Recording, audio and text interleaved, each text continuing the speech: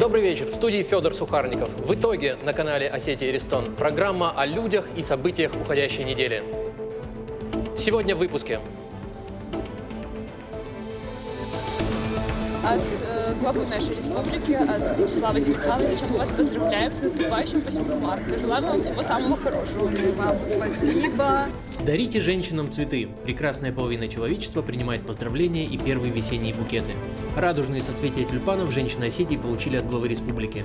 Цветы от имени Вячеслава Битарова вручали активисты российского движения школьников. Селение Зильги, правобережный район. Трасса Хурикал-Молговек-Моздок. Вот эти вот холмы вдоль дороги – это остатки крепости сармато-аванского периода, заложенные здесь еще до нашей эры. Строительство автомобильной дороги, соединяющей Владикавказ с Моздоком, приостановлено на участке близ селения Зильги. Вопрос сохранности древнейшего памятника аланской культуры Зильгинское городище вызвал озабоченность у научного сообщества, общественников и активистов нашей страны. Сегодня мы проведем лекцию о гриппе, ОРВИ и таком грозном и нашумевшем заболевании, как коронавирус. Стремительно распространяется, не щадя никого. Российское правительство вносит коррективы в планы из-за коронавируса. Важные экономические и социальные мероприятия отменены, а меры профилактики усилены. В Северной Осетии на границе и в аэропорту введен режим особого контроля. Всех приезжих проверяют тепловизорами. У осетинского орнамента функция была не только декоративная, но еще и сакральная. Ее чаще всего размещали на рукавах, на обшлагах, на краях платьев. Дизайнеры Северной Осетии покоряют международные подиумы, сотрудничают с иностранными компаниями и получают крупные заказы со всего мира. Какие они модные осетинские тенденции и где авторы берут вдохновение?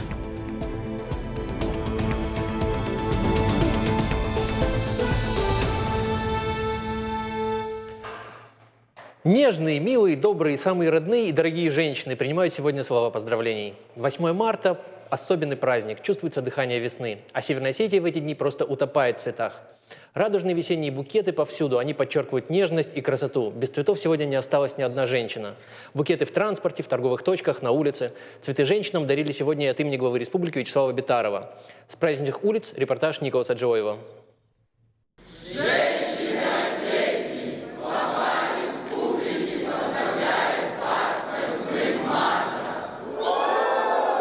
Организаторы к проведению акции подошли особенно трепетно. Цветы выбрали заранее и только самые красивые. 1000 букетов еле вместились в несколько легковых машин.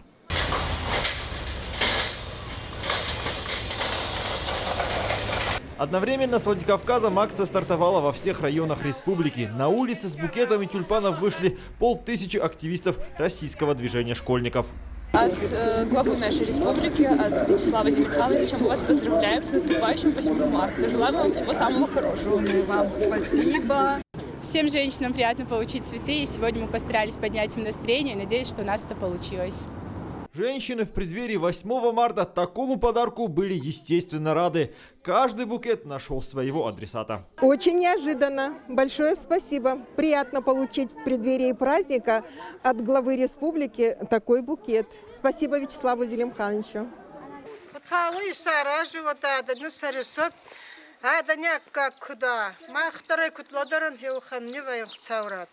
Спасибо за все. Николас Джоев, Суслан Токаев специально для программы «В итоге». Ребята, конечно, большие молодцы, ответственно выполнили поручение Вячеслава Битарова. Надо отметить, что российское движение школьников всегда активно участвует в республиканских мероприятиях. О духовном, нравственном, гражданском и патриотическом воспитании молодого поколения мы сегодня поговорим с руководителем Союза детских и подростковых организаций республики Жанной Маргиевой. Жанна Юрьевна, добрый вечер. Здравствуйте. Спасибо, что нашли время зайти к нам в студию в этот праздничный день. Одну секундочку. Жанна Юрьевна, с праздником. Спасибо большое. Спасибо. Собственно, хотелось поговорить о вчерашнем мероприятии. Мои коллеги, журналисты и, собственно, наши коллеги из пресс-службы Республиканского парламента отметили, что очень на высоком уровне прошла организация акции. Отметили, что дети очень воспитанные, деликатные, все делали очень оперативно, быстро, качественно. Как вам удалось добиться таких результатов? Вы знаете, есть такая организация, когда она мобилизовывала детей по интересам, по увлечениям. Это бывшая пионерская организация. Сегодня наследники этой организации, правопреемники, Российское движение школьников. И мы постарались сохранить все те хорошие традиции. Это школа лидерского актива, школа вообще начинающего лидера и ученическое самоуправление. У нас во всех школах есть ребята, которые составляют костяк активности. То есть эти ребята, которые, есть ребята, увлекаются наукой, творчеством, а эти хотят себя проявить именно в социально значимых, общественно полезных делах. То есть фактически будущие лидеры. Лидеры, да. И мне очень нравится, что сейчас есть всероссийский проект, это лидеры более старшие, которые ведет Кириенко. Это Лидеры России. Лидеры России. И очень отрадно, что из Осетии ежегодно бывают победители. И у ребят теперь есть мотивация. Мы проводим встречи с этими успешными людьми, и они понимают, что если он не в творчестве, не в науке, не в спорте, то еще есть возможность самореализоваться через лидерство. Жанна Юрьевна, вот вы в этой структуре достаточно давно. Я вот, о чем мы сегодня с вами ранее говорили, я помню, как меня принимали в 3 классе в пионеры. Все происходило в детском, во дворце пионеров. И, собственно, вы уже тогда там работали, сотрудничали активно со дворцом пионеров. Сегодня, как вы уже сказали, Российское движение школьников является правопреемником пионерской организации. Что удалось взять из советского прошлого?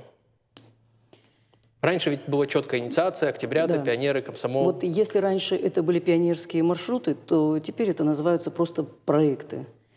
И, например, если проект был пионерский проект, это «Сильные, смелые, ловкие», это спортивная подготовка к физическому, то у нас есть теперь проект «Сила РДШ». То есть это подтягивание, отжимание.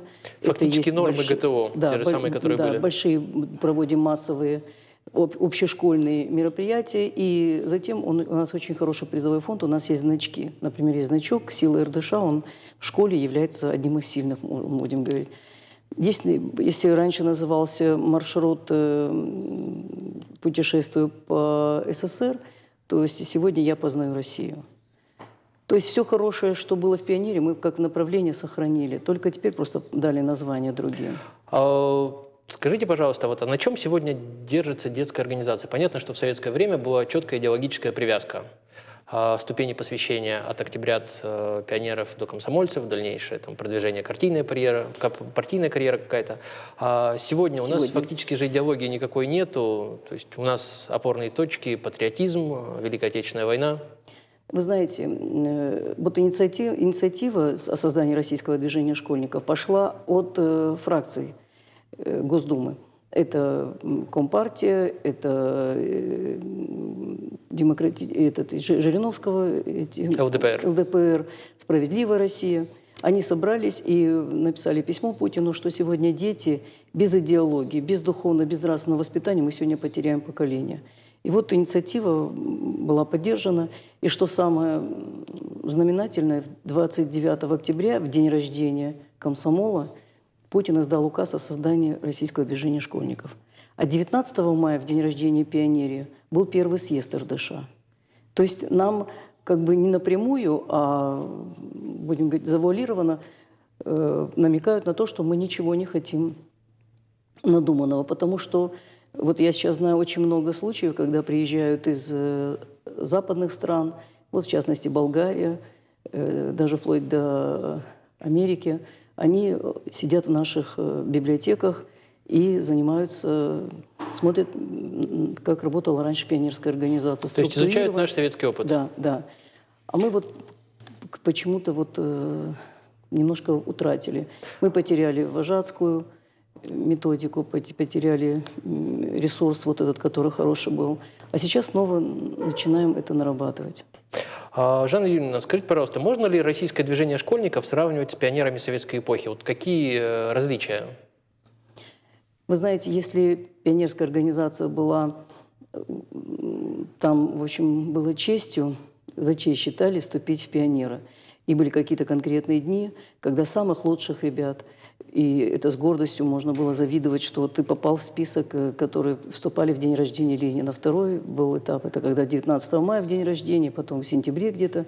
Сейчас мы в российское движение принимаем всех желающих, и, конечно, нужно это согласие родителей. То есть сегодня немножко мы привязаны к родителям. И это может быть и правильно, потому что, на мой взгляд, я всегда об этом говорила, что у нас нужен заказ родителей тоже на воспитание подростков. А в пионерской организации воспитывала, можно сказать, коммунистическая партия. Родители отдавали своего ребенка и просто-напросто забывали про все, что... Ну и я думаю, что тогда опасаться нечему было. А сегодня вы видите и соцсети, и гаджеты. Ребенок иногда достает такую информацию, которая вот проблемы интернет-зависимости, суициды детские. Повзрослела у нас, помолодела у нас в России детский алкоголизм. К счастью, у нас в Осетии еще таких пока проблем нет. Но я думаю, что российское движение школьников – это организация добровольная. Но вот под этой добровольностью, мне кажется, нужно еще и серьезное внимание этой организации уделять на уровне комитета по делам молодежи, Министерства образования, потому что добровольно – это добровольно, а содержанием эту организацию, будем говорить, наполнить и еще потом это стараться внедрить, без этих двух ведомств очень сложно. Жанна Юрьевна, тут такой вопрос. Вы с детьми работаете всю свою жизнь.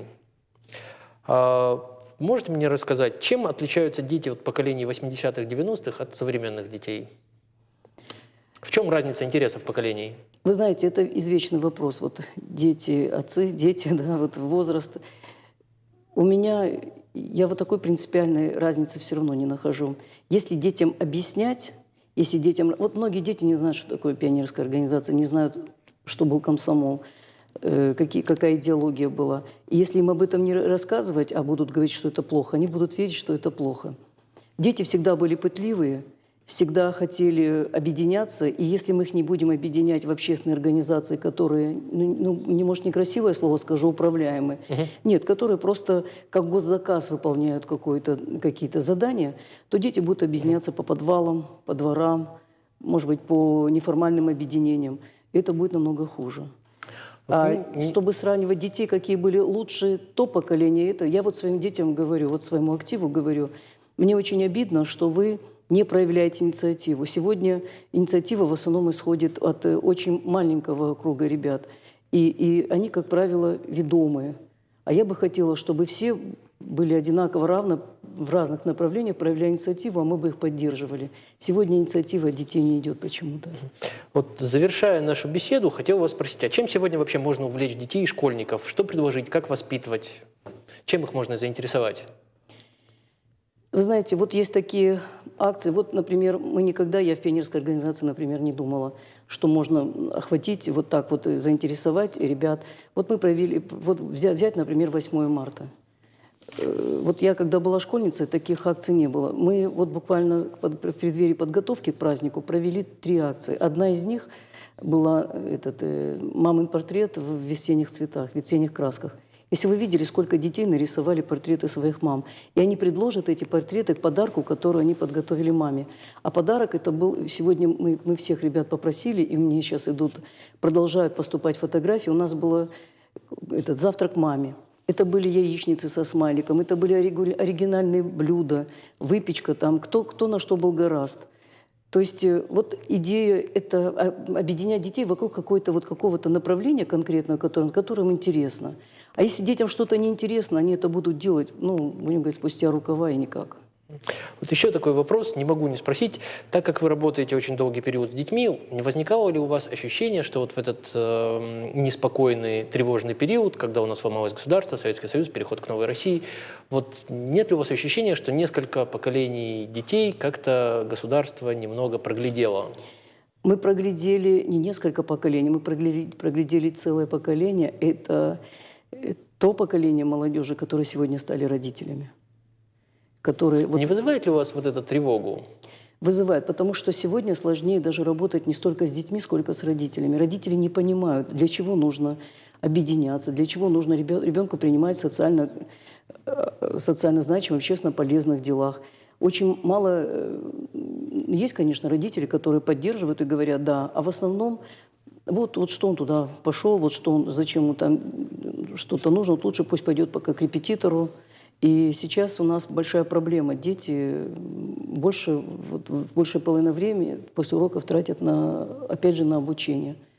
И я даже вот сейчас не знаю, что правильно, что он достойно сдаст ЕГЭ, и дальше он будет бездуховно, безнравственный, или же вот сейчас вот эта проблема стоит. Родители не понимают, для чего сегодня нужно заниматься общественной деятельностью. Потому что они сами через это не прошли. Спасибо вам большое за беседу. Напоминаем, у нас в гостях была руководитель российского движения школьников Жанна Юрьевна Маргиева. Спасибо вам. Меры социальной поддержки учителей, приоритетные программы, участие в нацпроектах. Эти вопросы на этой неделе Вячеслав Битаров обсудил с вице-премьером Ириной Азимовой и министром образования и науки Людмилой Башариной. Говорили о конкурсе «Учитель года». В конце февраля подвели итоги. Тройка лидеров получила денежные призы, а победитель – ключи от трехкомнатной квартиры. Глава поручил министерству продолжать выявлять талантливых учителей, чтобы в следующем году участников стало больше. Хочу одновременно и поблагодарить за проведение этого конкурса, за организацию. Правильно сделали, что жюри пригласили из разных регионов России.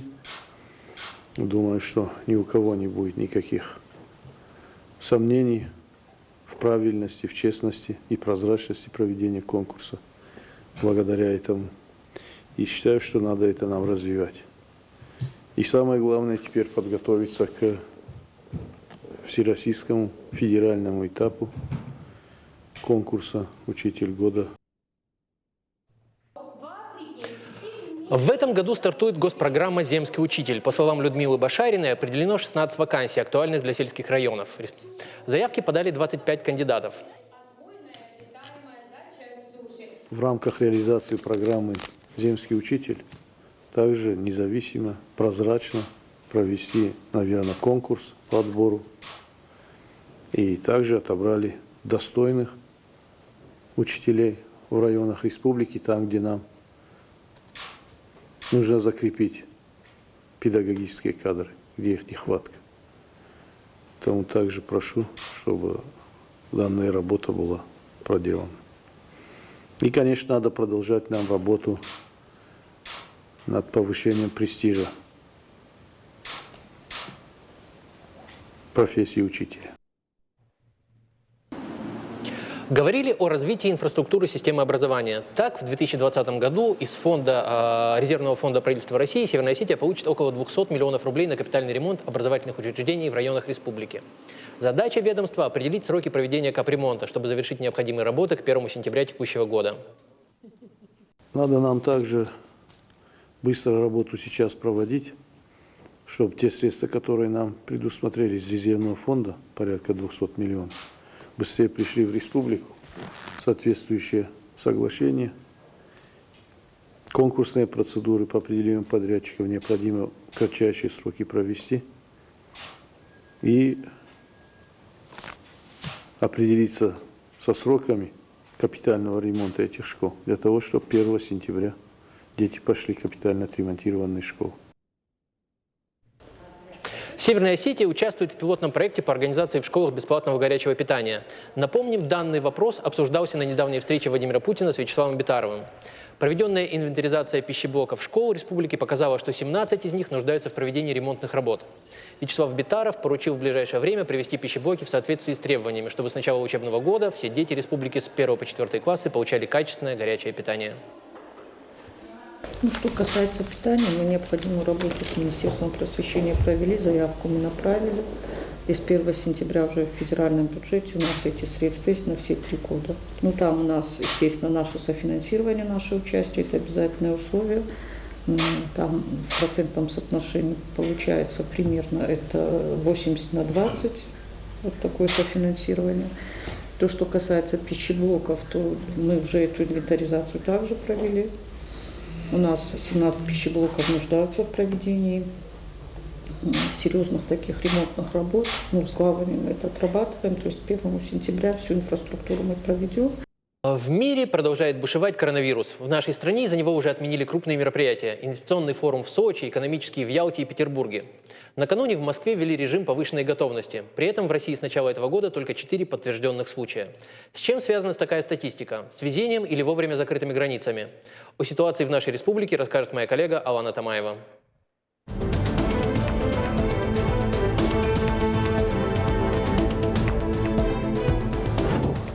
Здравствуйте, ребята! Здравствуйте! Мы представляем организацию «Волонтеры-медики», и сегодня мы проведем лекцию о гриппе, ОРВИ и таком грозном и нашумевшем заболевании, как коронавирус. Лекция наша будет посвящена... В расписании учащихся 40-й школы новый урок. Вместо учителей непривычные медики-волонтеры. Проводят занятия при поддержке Минздрава, Роспотребнадзора и СОГМА. Домашнее задание – соблюдать меры предосторожности, носить защитные маски и чаще мыть руки. Лекторы простым языком рассказывают о сложном вирусе, заверяют, бояться нечего. Об этом же говорят и факты, известные на сегодняшний день. Такие лекции прошли уже в 20 школах Осетии.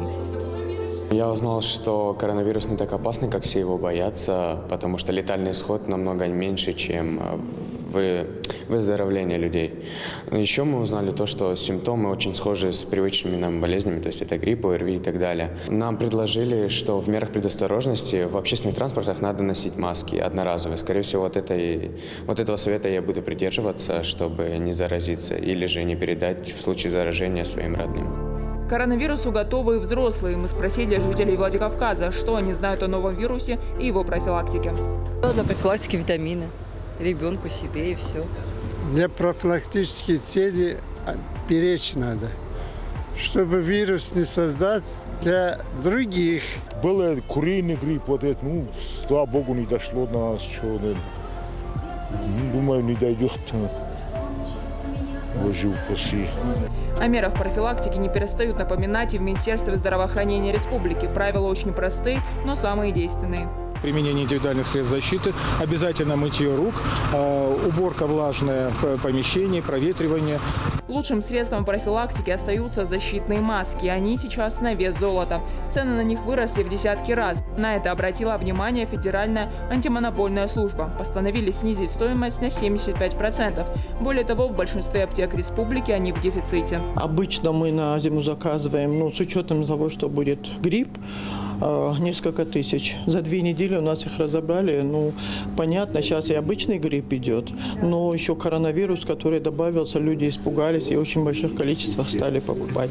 Чтобы вирус не прошел в республику, режим особого контроля на таможенном пропуске в Верхний Ларс. Он введен с середины января. Особый режим действует и на пунктах Нижний Зарамак в аэропорту Владикавказа. Приезжих проверяют тепловизорами. Этот аппарат показывает малейшие изменения нормальной температуры человека. Управление увеличило численность сотрудников в смену до 4 в одну смену. И мы стараемся охватить абсолютно все транспортные средства и все физические лица, которые пересекают границу на въезд в Российскую Федерацию.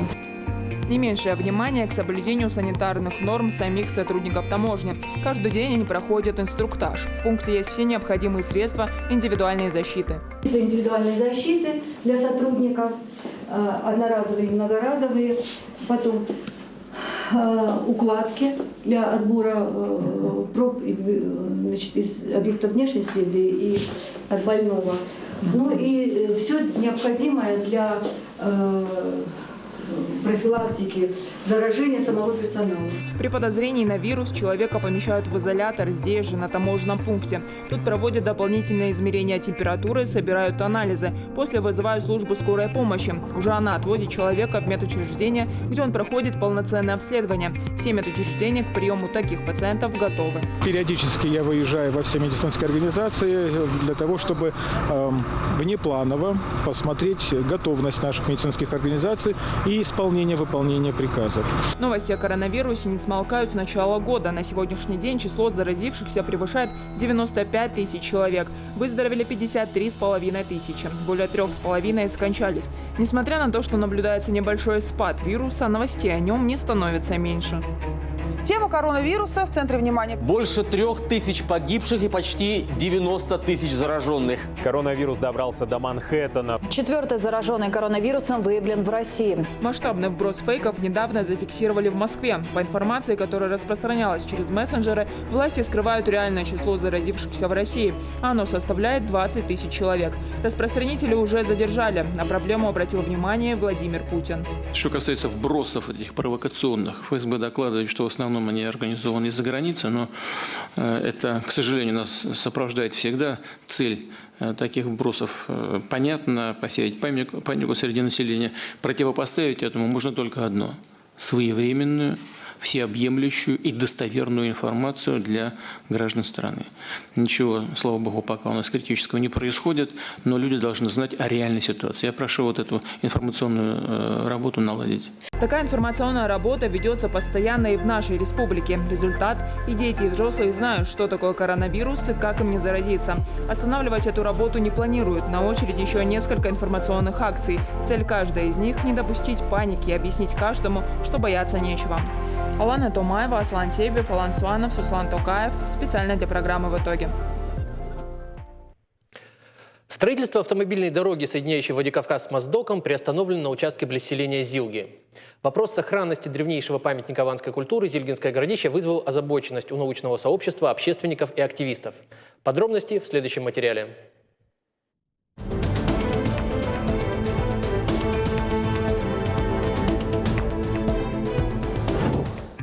С виду обычный холм, поросший зеленью и засаженный деревьями. Вершина усыпана пластиковыми бутылками, пакетами и другим мусором. Рядом еще 6 холмов чуть поменьше. Внизу отчетливо видны линии глубоких рвов. Прямо под самым большим холмом реконструируют дорогу. Еще пару месяцев назад рабочие и не подозревали, что тяжелая строительная техника бороздит грунт под стенами Аланской Трои, остатках древнего города, погребенного под землей. Селение Зильги, правобережный район, трасса Хурикау-Малгобек-Моздок. Вот эти вот холмы вдоль дороги за моей спиной – это остатки древнего асармато-аванского поселения, основанного здесь еще до нашей эры. Известие о том, что в ходе строительных работ задели часть памятника археологии, всколыхнуло всю Осетию.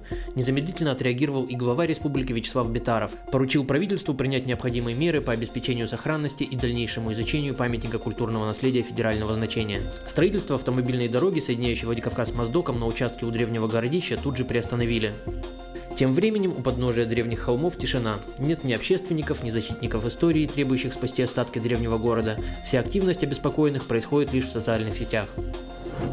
Неделю назад главный дорожник Осетии Тариел Солиев был гостем студии итоговой информационной программы. Перед интервью, увидев вопрос о Зильгинском городище, глава комитета отказался поднимать эту тему в эфире, сославшись на излишнее напряжение в обществе и нервозность. А повод нервничать действительно есть. Зильгинское городище – памятник федерального значения.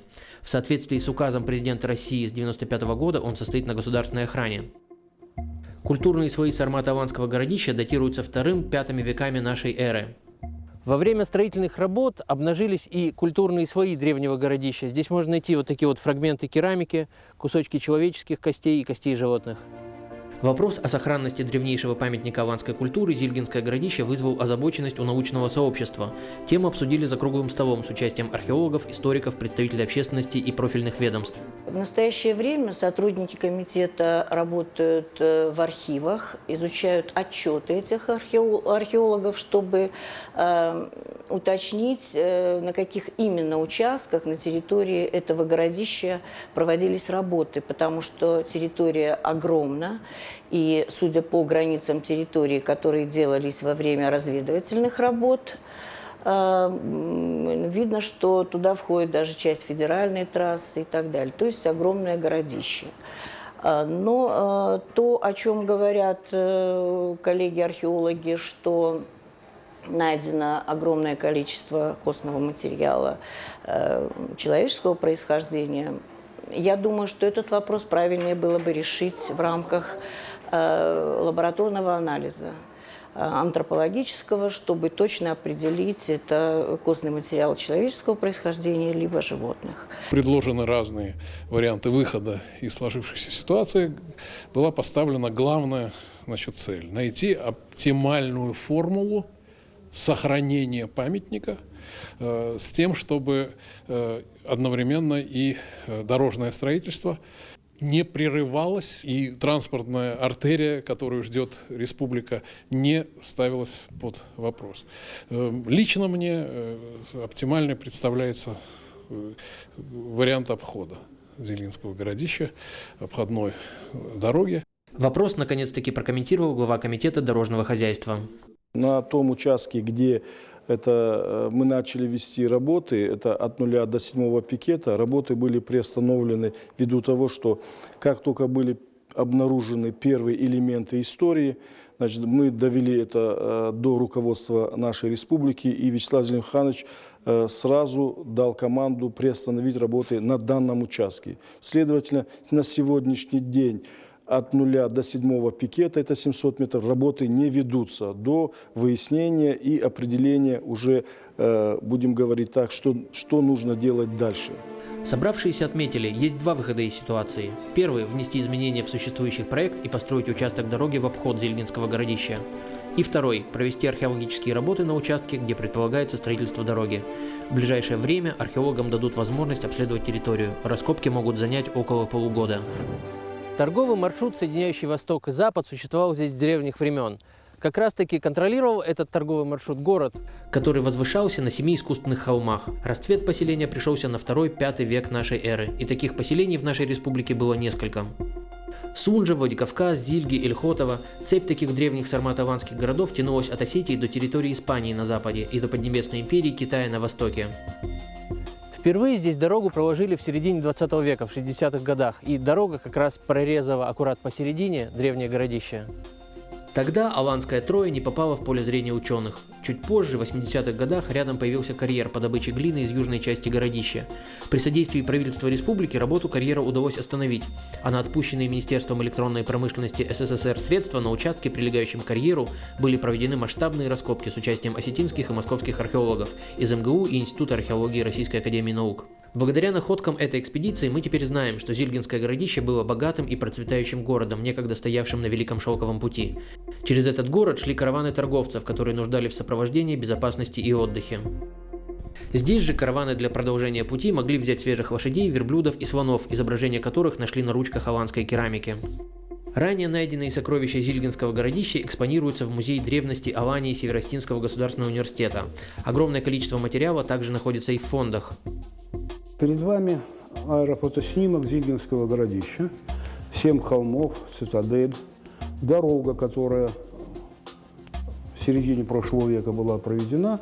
Археолог Назим Гиджрати демонстрирует артефакты, найденные на городище в 80-х годах. Именно он тогда занимался организацией археологических изысканий. Среди экспонатов аланское золото, украшения из Индии, Китая и Египта, оружие и бытовая утварь. Большинство экспонатов вошли в иллюстрированный альбом «Сокровища древней Алании». Пришлось посчитать, сколько нужно денег по расценкам середины 80-х годов для того, чтобы это сделать. Получилось 3 миллиарда 700 с чем-то миллионов. Это при том, что доллар стоил 30 копеек. Таким образом, это больше 10 миллиардов долларов. Стало понятно, что сделать это невозможно, тем более, что сюда на много лет пришлось бы всех археологов Советского Союза. Почему? Потому что это крупнейшее городище на Северном Кавказе, аланское, сармато-аланское 2-5 веков. В республике задумались, Зильгинское городище вполне могло стать перспективным туристическим объектом, музеем под открытым небом, тем более дорога уже проходит по его территории. Но подобные планы пока утопия, на раскопки необходимо серьезное финансирование. В исторической науке принято считать, что аланы были кочевниками. Тем и интереснее Зильгинское городище, которое опровергает ранее известные науке факты. Можно смело говорить, что аланская государственность уже существовала в первых веках нашей эры. Еще больше информации о том, как жили древние аланы, пока скрыта под толщей земли. Дорога на Моздок стратегически важна для экономического развития нашей республики. В свою очередь, историческую важность имеют и эти памятники, способные пролить свет на то, как жили наши предки. Федор Сухарников, Суслан Токаев, Сергей Дедикаев специально для программы «В итоге». Фронтовые товарищи нежно называли ее Чижик, а за образом хрупкой и миловидной девушки скрывался профессиональный снайпер. «Бить врага до последней минуты» – эти слова Варвара Хугаева произнесла, уходя на фронт. Обещание сдержала. О славном боевом пути девушки из Нагира расскажет мой коллега Батрас Загуров.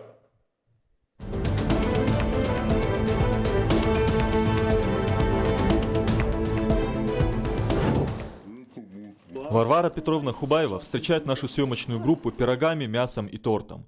Сидя за столом, она вспоминает свою юность, рассказывает, что была самым непоседливым ребенком во всем Нагире. Она училась в техникуме, когда началась Великая Отечественная война. Никто ничего не требовал от маленькой девочки, но она сама напросилась связистом в противовоздушную оборону, выслеживала полеты немецких самолетов и докладывала информацию в штаб. А в 17 лет решила, что может принести родине больше пользы, и пошла на фронт снайпером. Там есть Горячеисточнинская, когда-то там санаторий было, но, видимо, пласты сместились и воды не стало, а здание осталось хорошее. И вот в этом здании как раз нас обучали. 120 девочек отсюда было и 120 девочек с Грозного. Вот. В общем, 250 человек нас обучали снайперскому делу. Варвара Петровна попала на первый в Советском Союзе набор для подготовки девушек-снайперов. На этих курсах готовили к войне около 250 девушек из Северной Осетии и Чечни. Проходила обучение в пригороде Грозного, там был расположен 212-й запасной полк. Очень скоро выяснилось, что Варвара Петровна прирожденный снайпер, она была лучшей в роте. А по окончании трехмесячной подготовки ее направили на фронт, в 10-ю воздушно-десантную бригаду. И когда попал снаряд в наш катер, катер был деревянный, он быстро распался, и что там было, все ушло на дно. Ну, я барахталась, тут ребята увидели, подплыли, сняли с меня винтовку, взяли двое по краям. С одной стороны приклад, с другой стороны дуло винтовки, два парня, и я взяла за ремень. И вот они меня вытащили уже на берег. Варвара Петровна с теплотой вспоминает, как фронтовые товарищи назвали ее ласковым прозвищем «Чижик». Так они пытались выговорить остинское слово «чиск». А вот рассказывать, как и сколько врагов она ликвидировала, Варвара Петровна не любит. Но можно и не спрашивать, уже по количеству медалей понятно, что стрелком она была первоклассным. За годы войны она участвовала во множестве сражений. Моздок, Краснодар, Новороссийск. И война для нее закончилась раньше мая 45-го. Во время операции по освобождению Керчи она напоролась на мину и потеряла ногу. С тех пор правую ногу ей заменил протез. И меня на самолет и отправили в Краснодар. В Краснодаре я пришла в себя. Там на операционном столе. Очнулась. Смотрю, ноги нет. А потом в госпиталях то в одно, то в другое. В 3 госпиталях пробыла. Ну, просто переводили. Было очень трудно, тяжело. Настолько тяжело, что я готова была покончить с собой. Но начальнику госпиталя доложили, и он вызвал мою маму. Моя мама приехала туда, 2 недели пробыла со мной. Уговорила. Вот. Ну и я стала жить. Варвара Петровна не сдалась и прожила жизнь, полную интересных и драматичных событий. Сразу после войны она закончила историко-филологический факультет в пединституте Цзао-Джикао, а потом ей захотелось узнать, как живут люди в других краях Советского Союза. Сначала поехала в Сибирь, прожила там больше года. После решила посмотреть Ашхабад, который впоследствии стал ее вторым домом. Долгие годы она была заведующей архивом Туркменского государственного университета, где и познакомилась с будущим мужем, Леоном Амировым, чью фамилию носит по сей день. Но каждый любитель приключений хочет встретить свою старость на родной земле. Вот и Варвара Петровна вместе со своей семьей решила вернуться в Нагир. Приехала в Нагир, купила вот этот дом. Были только стены и крыша, больше ничего. Ни окон, ни дверей, ни полов, ничего не было. А мне нравится Нагир. Вот люблю Нагир и все. Вот при помощи детей, внука и дочки подняли этот дом полностью. Вот так и живем потихоньку. Любимого мужа давно не стало, но Варвара Петровна в свои 95 также полна энергии. Она живет в своем нагирском доме вместе с дочкой и внуком. В Днепропетровске у нее сын, внучка и 2 правнука. Варвара Петровна рассказывает, что главное ее желание – увидеть свадьбу внука Кости, а в идеале еще успеть понянчить его будущих детей. Батрас Загуров, Хетак Гапоев, Давид Бетиев, Казбек Хубаев специально для программы «В итоге». Ну а сейчас поговорим о моде. Изменчивой и капризной она давно подчинила себе человечество. За модными тенденциями следят сегодня все. В каждой новой коллекции одновременно и эхо истории, и шаг в будущее. Остинские дизайнеры тоже идут в ногу со временем. Покоряют международные конкурсы, сотрудничают с иностранными компаниями и получают крупные заказы со всего мира. Не удивляйтесь, если далеко за пределами Осетии встретите человека в рубашке с остинским орнаментом или в шарфе, очень похожем на башлык. Что вдохновляет остинских дизайнеров и как удается сохранить национальные традиции в современном обществе, выясняла моя коллега Алана Тамаева.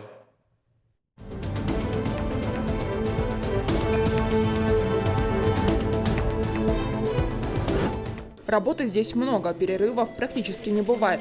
В этой творческой атмосфере студенты физико-математического факультета по эскизам создают волшебные образы. Каждая деталь прорабатывается, у всех элементов свой сакральный смысл.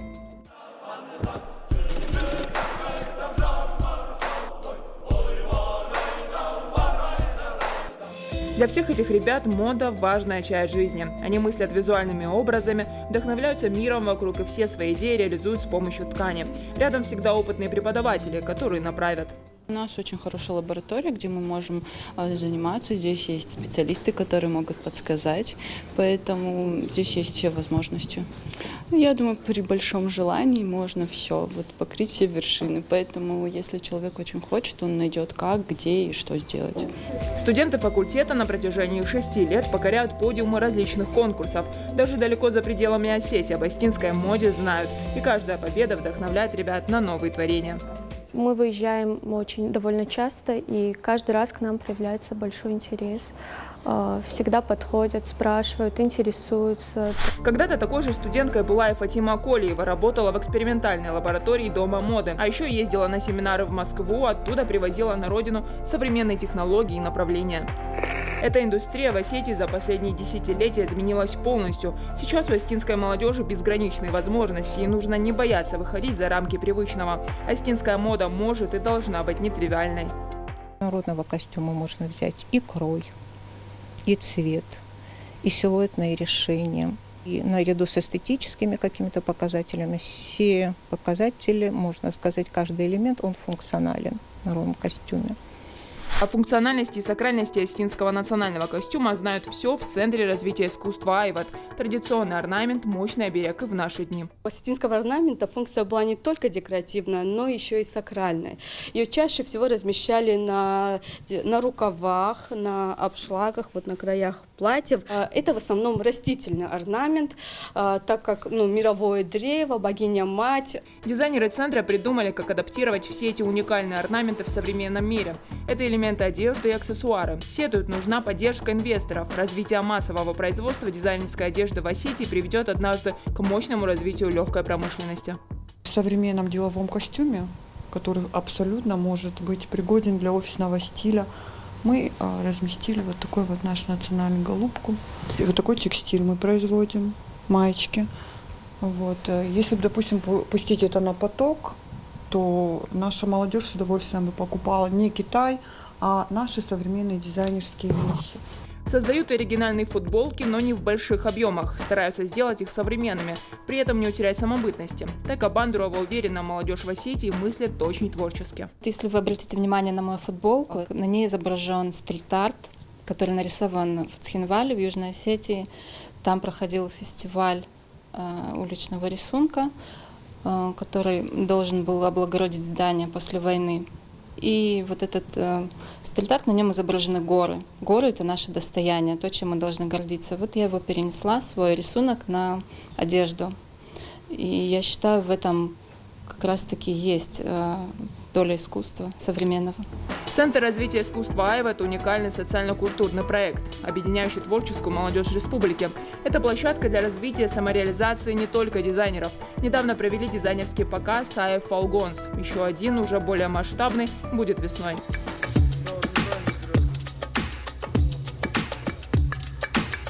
В ближайших планах открыть во Владикавказе учебный центр. Преподавать будут специалисты по пиару, дизайну, психологии, маркетингу. И это далеко не полный список. Мы обучаем молодежь работать перед камерой, учиться себя презентовать в интернет-пространстве. Все этапы коммуникации с медиасредой, они также приобретают в нашем центре.